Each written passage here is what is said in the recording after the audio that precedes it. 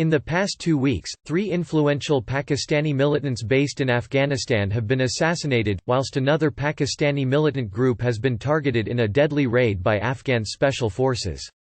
The apparent crackdown comes as negotiations between US and Afghan Taliban officials, aimed at bringing an end to the 18-year-long conflict, appear to be leading towards an agreement. One militant source told the BBC he believed the deaths were the result of a secret pact between American and Pakistani forces. Pakistan is believed to have played an important role in facilitating the discussions. In the latest incident, Shehryar Massood, leader of a breakaway faction of the Pakistani Taliban, was killed in the eastern province of Kunar when a remote control bomb exploded close to his home.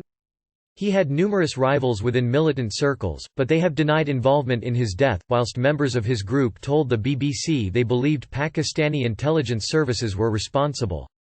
The Pakistani Taliban and Afghan Taliban are separate organizations, focused on carrying out attacks only within their own countries.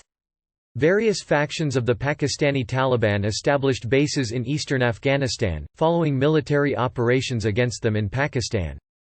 It is alleged that the Afghan security services developed links to some of the groups, to counteract Pakistani support for the Afghan Taliban, which has been waging a long-running insurgency aimed at forcing out the Afghan government, backed by US-led forces. Both countries officially deny supporting militant groups.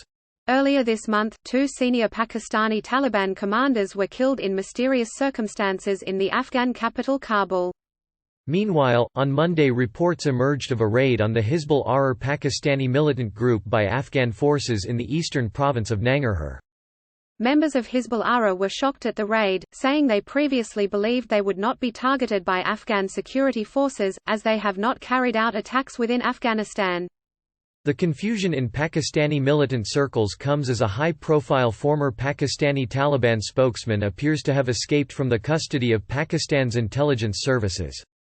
Ehsanullah Ehsan, who had claimed some of the group's most notorious attacks, including the shooting of schoolgirl Malala Yousafzai, surrendered in 2017.